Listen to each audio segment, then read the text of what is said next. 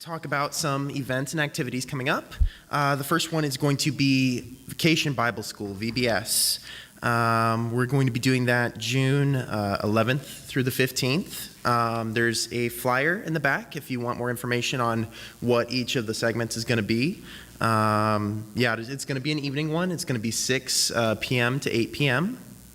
And we are looking for volunteers if anyone wants to volunteer.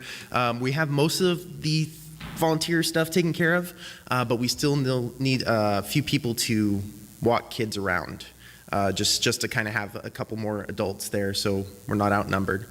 Well, we'll be outnumbered, but yeah, so it's a little bit more controlled than chaos.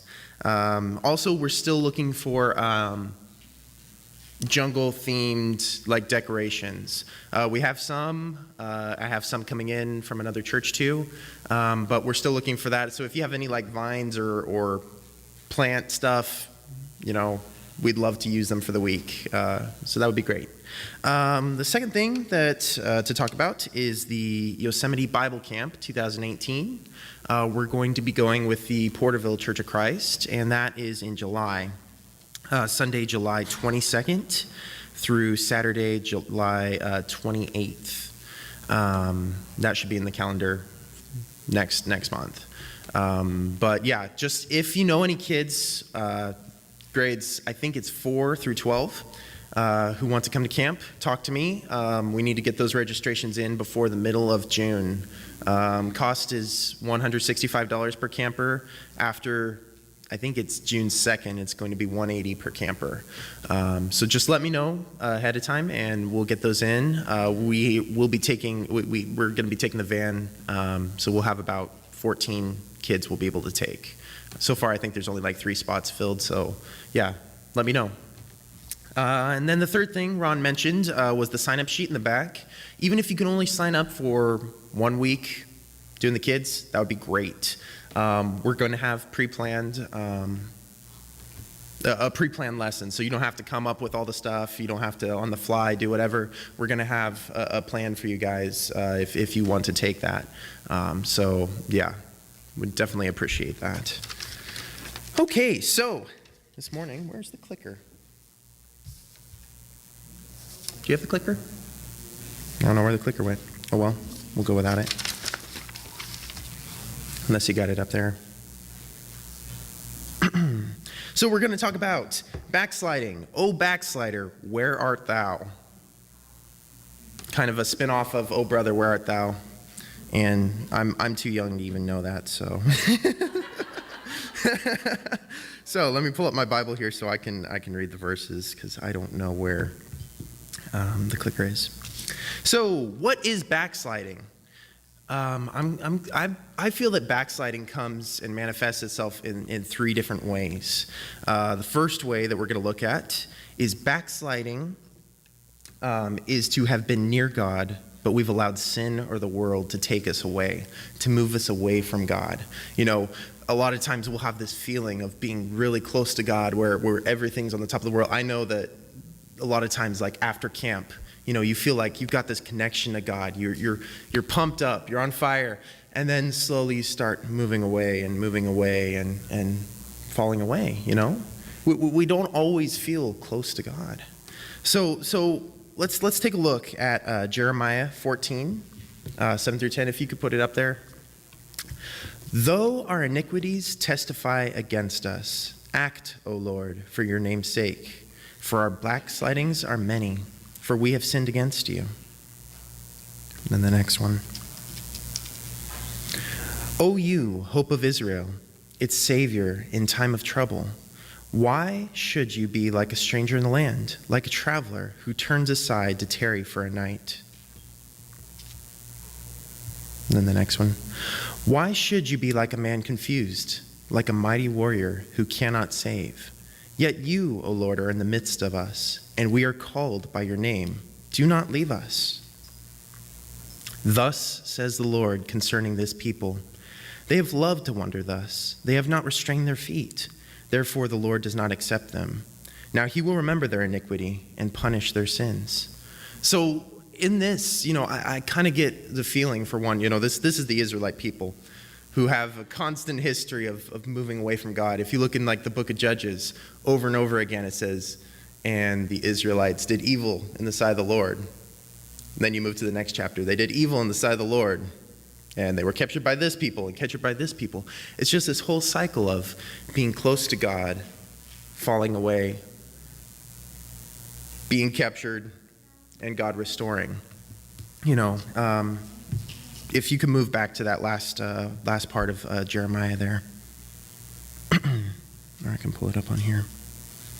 It says, they have loved to wander thus. They have not restrained their feet. Therefore, the Lord does not accept them. It's not God that moved. When we backslide, it's not that God went further. It's that we moved. We moved. They have loved to wander thus. We saw something that we wanted. We wanted something other than God. We moved. In backsliding, you're the one sliding back. It's not God's moving up and further away from you and you're just stuck there. No. When you feel far from God, guess who moved? It's not God. We moved. So let's take a look at what causes this backsliding. Or actually, let's look at the other kinds of backsliding first. That way the verses are in order because I don't have the clicker. So the other kind of backsliding is when we go back on a promise or a commitment that we made to God. There's a lot of people that a lot of times we say, oh God, if you'll only do this, then we will do this. It's this obligation, this agreement that we're trying to make with God, and a lot of times we go back on that. If you pull up that verse in Acts 5, this is a story of a man named Ananias and his wife Sapphira. And they made a commitment with God. Let's take a look. But a man named Ananias and his wife Sapphira sold a piece of property. And with his wife's knowledge, he kept back for himself some of the proceeds and brought only a part of it and laid it at the apostles' feet. But Peter said, Ananias, why has Satan filled your heart to lie to the Holy Spirit and to keep back for yourself part of the proceeds of the land? While it remained unsold, did it not remain your own? And after it was sold, was it not at your disposal? Why is it that you've contrived this deed in your heart? You have not lied to men, but to God. And let's just stop there for a second. When this guy was selling land and he made a promise, a commitment that he was going to give the proceeds to God. He didn't have to do that, but he did. And then after he made that commitment, he went back on it. He only gave some of the proceeds to God. There's nothing wrong with if he just sold the land and used the money, or if he sold the land and gave part of it to God. But he made a promise, a commitment, a vow that he was going to do this thing. He was going to give the proceeds to God. And he went back on that. While it remained unsold, did it not remain your own? It was still his own. And after it's sold, was it not at your disposal? He could have done whatever he wanted. But he made that promise. Why have you contrived to do this deed in your heart? You have not lied to men, but to God. And then the next one. When Ananias heard these words, he fell down and breathed his last. And great fear came upon all who heard of it. The young men rose and wrapped him up and carried him out and buried him. After an interval of about 3 hours, his wife came in, not knowing what had happened. And Peter said to her, "Tell me whether you sold the land for so much." And she said, "Yes, for so much." She agreed she was going to go in on backing out of the commitment that they made to God. And, this kind of shows how important, how binding a commitment that we make to God is. It's a serious matter. It's not something to be thrown away after you don't agree with it anymore. When God makes a commitment to us, he keeps it. When God made a commitment to Abraham, he made a vow to Abraham, regarding his generations, all his descendants after him. And God kept that, even when the Israelites backed out of it. God always kept his commitment. God always kept his vow. God always keeps his promise to us. So we know when God says something, it's true. We can trust it. He never backs out of a commitment. And Peter said to her, "How is it that you have agreed together to test the Spirit of the Lord? Behold, the feet of those who have buried your husband are at the door, and they will carry you out." Immediately she fell down at his feet and breathed her last. When the young men came in, they found her dead, and they carried her out and buried her beside her husband. That's where sin ends up. That's where going back ends up. In Romans it says that temptation leads to sin, and sin leads to death. This is where it led to them, the temptation of having more money than what they promised already to give. So that's the second kind. We got backsliding is when we're near to God, we move away. Backsliding is when we go back on a promise or a commitment to God. And the third point is when we stop going to church. When we backslide away from church. God meant for us to have a company of believers who support, who encourage, who are there for you. We're not meant to go through life on our own. We have God, but God also gave us this family of believers that we can count on the people here, that we can go and we can worship God together, that we can learn more about God together. We've got this accountability group, this family. That's what we are. We're God's family. God's family. Just think about that. Isn't that amazing that God is our Father and we're all part of that same family because of what he did for us? So let's look at this next verse in Hebrews 10:24 through 25. "And let us consider how to stir up one another to love and good works, not neglecting to meet together, as is the habit of some, but encouraging one another, and all the more as you see the day drawing near." As times get tougher, it says, as you see the day drawing near, the day of judgment. As times get tougher, as things get harder, as it gets harder to worship God, as more freedoms. If you look in California, they're passing a lot of laws. They're passing a lot of laws that are making it harder. It's making it harder to worship God. It makes it so that certain things are punished, and you look at other countries like China, where it's completely illegal. That could happen here. We don't want it to, but as that day is drawing near, we need each other more and more for encouragement, encouraging one another as that day is drawing near. We got to stick together, even when times are hard. Just think, what if we weren't allowed to meet here on Sunday? That would be hard. Government comes in, closes up the church. That would be hard. Does that mean that we stop going to church? Does that mean we stop meeting? No.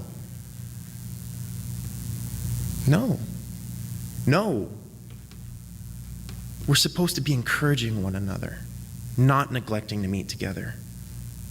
No matter what the cost, no matter what trouble it may bring, because that's what God says. God says we're here to encourage one another in good times and bad times.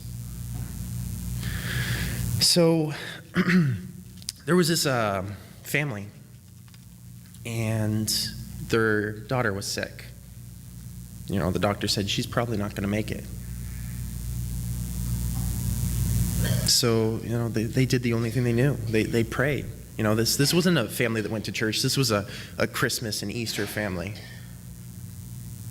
They prayed and they said, "God, please heal our little girl, and we will go to church every Sunday." And the girl, she got better. So they started going to church and they started honoring their commitment. 1 week, 2 weeks, 3 weeks, they were there. Month, 2 months, they were there. Then they started dropping off. And they started dropping off, and they started going every other week. Then they started going maybe once a month. Pretty soon, before you knew it, they were back to Christmas and Easter. They'd forgotten what God had done. We can't be like that. We can't be going to church because of an obligation. You got to ask yourself, why am I here? Why am I sitting in church today? Is it because I feel like I have an obligation to God?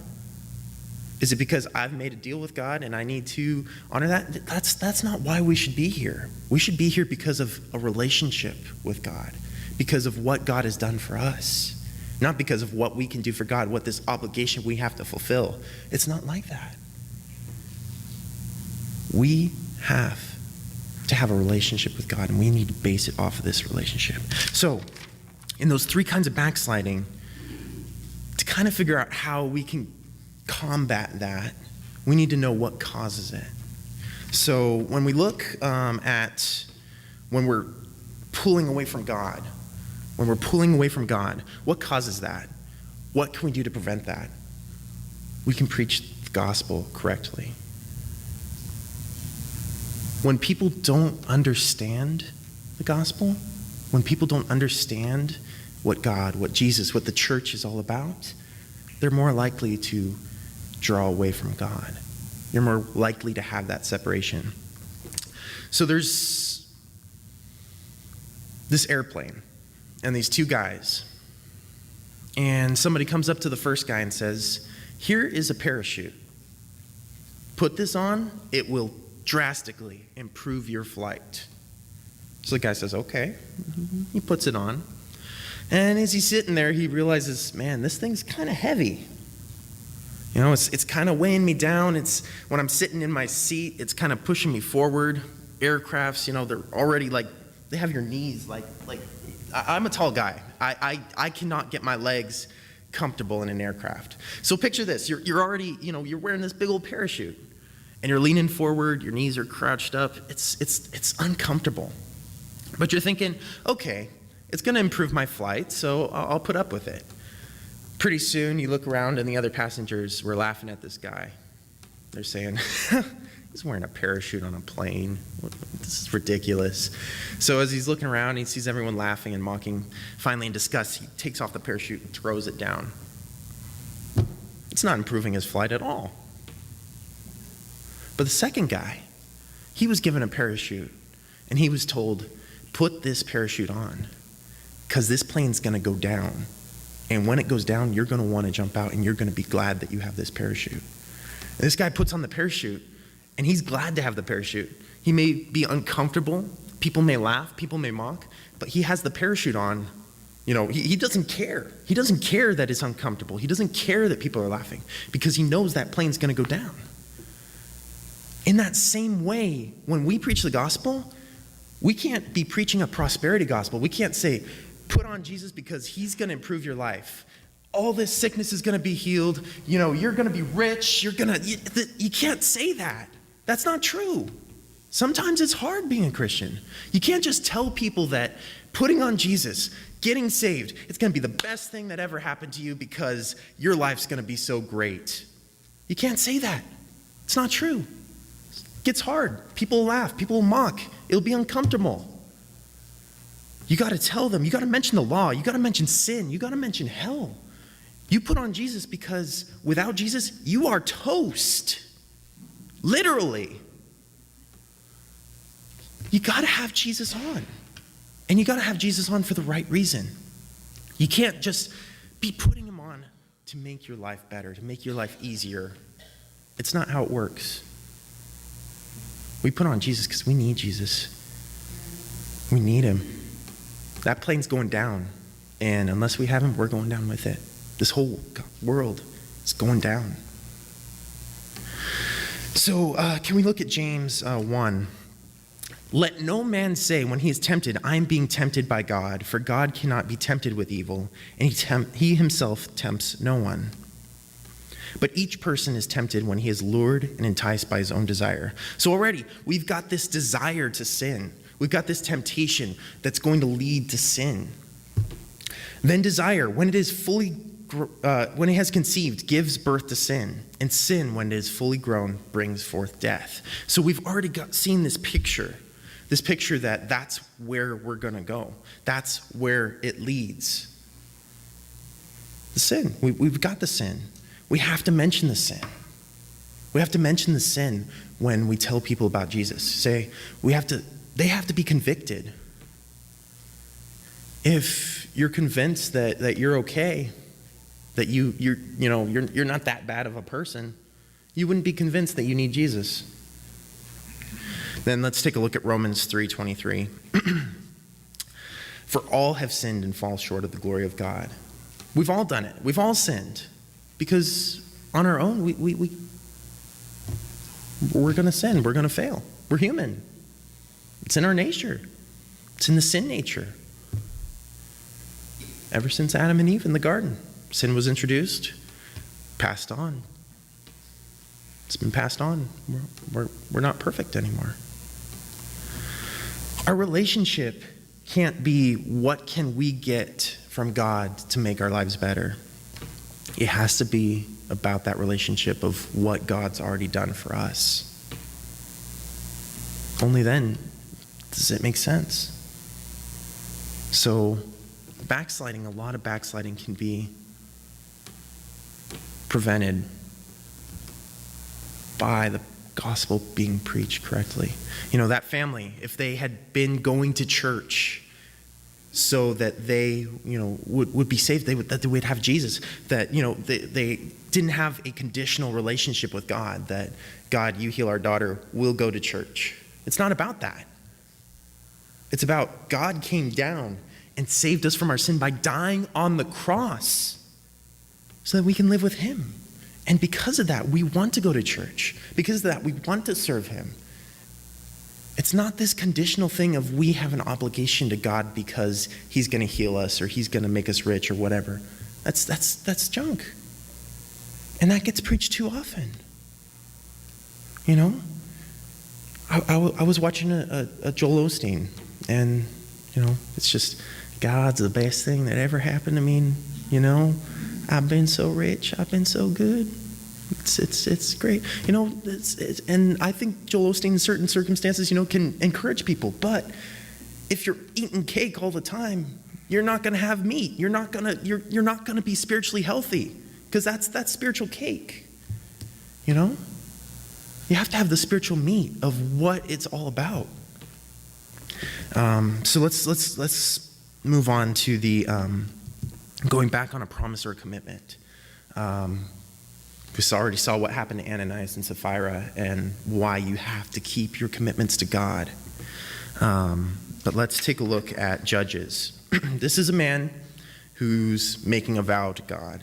And Jephthah made a vow to the Lord and said, if you will give the Ammonites into my hand, and whatever comes out of the doors of my house to meet me when I return in peace from the Ammonites shall be the Lord's, and I will offer it up for a burnt offering. So this guy's saying, we're oppressed, and he's making a vow to God. You do this for me, God, I'll do this. Kind of a deal with God, try. In his limited view, he's trying to make a deal with God. So Jephthah crossed over to the Ammonites to fight against them, and the Lord gave them into his hand.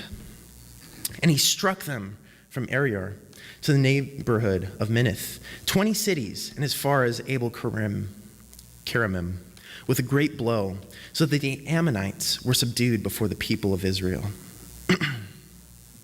And Jephthah came to his home in Mizpah, and behold, his daughter came out to meet with tambourines and with dances. He was his only child. Besides her, he had neither son nor daughter. And as soon as he saw her, he tore his clothes and said, alas, my daughter, you have brought me very low, and you have become the cause of a great trouble for me. For I have opened my mouth to the Lord, and I cannot take back my vow. And she said to him, my father, you have opened your mouth to the Lord. Do to me according to what has gone out of your mouth, now that the Lord has avenged you on your enemies, on the Ammonites. So she said to her father, let this thing be done for me. Leave me alone 2 months, that I may go up and down in the mountains and weep for my virginity, I and my companions. So he said, go. And he sent her away for 2 months, and she departed, she and her companions, and wept for her virginity on the mountains. And at the end of the 2 months, she returned to her father, who did with her according to his vow that he had made. She had never known a man, and it became a custom in Israel, that the daughters of Israel went year by year to lament the daughter of Jephthah in Gilead 4 days in the year. Vows are serious things. We can't just willy-nilly make vows to God. We can't just willy-nilly make commitments, these vows that we can't keep, or if we do keep, come at a great cost. We can't do that. Let's move on to the next verse here. When you vow a vow to God, do not delay in paying it, for he has no pleasure in fools. Pay what you owe. It is better that you should not vow than you should vow and not pay. God doesn't require us to make vows. When we make vows of our own. But when we make vows, we better keep them. Especially when they're to God. Just from those two stories, Ananias and Sapphira and Jephthah, you could see vows are very serious things, kept or unkept, So we really need to, think about that. Let's go to the next verse. I think that this kind of is the best verse regarding vows. Again, you have heard it said to those of old, you shall not swear falsely, but shall perform to the Lord what you have sworn. But I say to you, do not take an oath at all, either by heaven, for it is the throne of God. Jesus is saying, don't make vows. Don't do it. Or by earth, for it is his footstool. Or by Jerusalem, for it is the city of the great king. Don't swear on these things. Don't do it. Don't say, by this, I will do that. By this, I will do that. By God, I will do this. Don't say those things. Don't make vows that you can't keep. And do not take an oath on your own head, for you cannot make one hair white or black. Let what you say be simply yes or no. Anything more than this comes as evil. If you're having to make a vow or a promise every time you say something, it probably means you're lying a lot. Your yes should be yes and your no should be no. When you say something, people should already know that when he says yes, it means yes. When he says no, it means no. He's not going to go back on that. We don't need to extract an oath. We don't need to get a pinky promise. We don't need to get these things because our words should be true just from the yes as a yes and the no as a no. Anything more than this comes from evil. So don't make vows that you can't keep or vows that you wish that you wouldn't have to keep, and you won't backslide from them. Let your yes be yes and your no be no. Serve God the best you can without making a vow of what you're going to do if God does this for you. Don't make those vows. And the last thing we're going to look at is when we stop going to church. I already talked about how we can't serve God out of obligation. We have to serve him for the right reasons. Now, when people stop going to church, here's the number one thing that I hear. And it all stems down to this. There are hypocrites in the church. How many here have heard that? People have told you, I don't go to church because there are hypocrites in the church. Well, I'm here to say there are, We're all hypocrites. We all preach against sin. We say, don't do that. But we sin. We mess up, whether it be in one way or the other. There are hypocrites in church. There are hypocrites in life. We're all human. We're hypocrites. We say one thing, we do the other. Paul says, even Paul says, I do the things I do not want to do. We all sin. We all mess up. I'm not up here to be perfect. I'm not up here to preach at you and say, I wish you all could be more like me. Because I'm not that great. I mess up.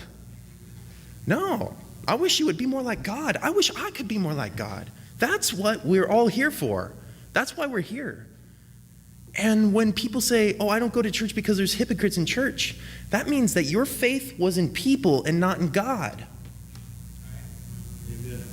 Your faith was in people and not in God. When that person let you down, when that person that you thought was so holy sinned and messed up, that shattered your faith because your faith wasn't in God. Your faith was in people. And people are people. They're going to mess up. God's the only one that doesn't mess up. God's the only one. He's perfect. He's holy. We're not. I'm not. I'm not perfect and holy. I don't want anyone to be looking at me and to say, oh, yeah, I have that great faith in Zach that he's going to do the right thing. Because I'm not always going to do the right thing. I'm going to try to the best of my ability, but I'm going to mess up. That's why I have to rely on God. That's why we all have to rely on God. Because we can't make it on our own. I can't be good enough. You can't be good enough. We're all going to let people down. So that's why we can't have our faith in people.